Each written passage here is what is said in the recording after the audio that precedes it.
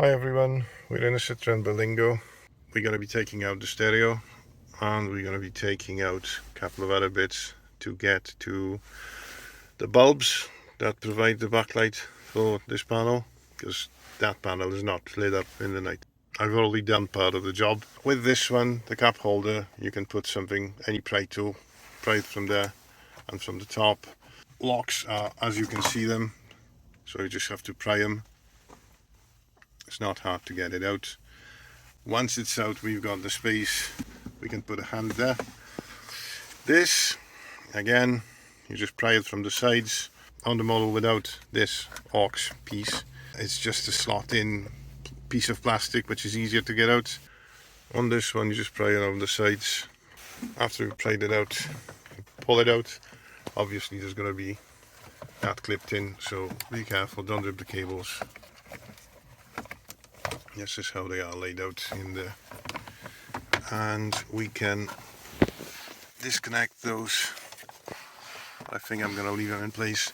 The last thing I'm going to do, the stereo, you just put tools like that, or if you haven't got them, you know, something like that, or a thicker wire of some sort, slot it in 4 holes and just pull the stereo with it. In all fairness, the kit I've got, this along with all the other pry tools, that was about £5, so there's no reason really not to get it. Once you got that out, you can see the mechanism of this again. It's just slot that in, and before you remove it, you press it down and it folds those pieces that hold it. That's on both sides. Once I took the stereo out, the bottom part will fall out as well, so it's easier that way. I'm going to disconnect the stereo now and I'm going to get back to you in a sec. I'm not sure if you're going to be able to see this. That's one right in the center of that mirror. Right in the center of the mirror, there's the bulb. There's the other bulb over this side.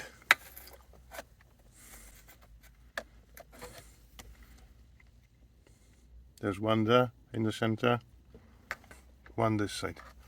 Sorry, we travelled in time a little bit. I'm going to use 10mm socket. It's not as hard as it seems. You can feel for the end of the bulb. Just put a 10mm socket in, put it on the end, turn it, and it should come out.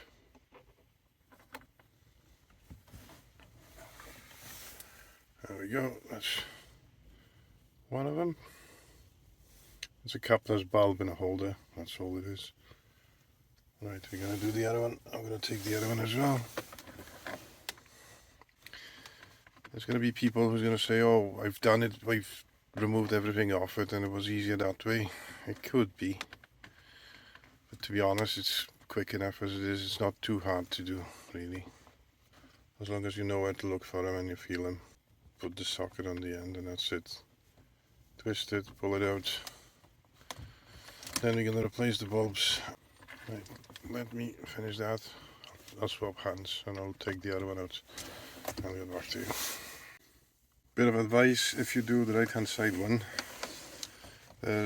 you have to switch the heating to maximum, because there's a tab behind it that's going to cover it and you won't be able to access the bulb as easily. And once we got them out, they just pull out, we replace the bulbs and put them back in. They do sit pretty tight in a 10mm, so there's no need for a tape or anything like that. Let me put them back. Right, just a quick follow-up to the video. Last thing I said was that the bulb is sitting quite firmly in the 10mm socket. Well, the 10mm socket and the bulb just fell into the back of this, so be careful with that, don't drop them.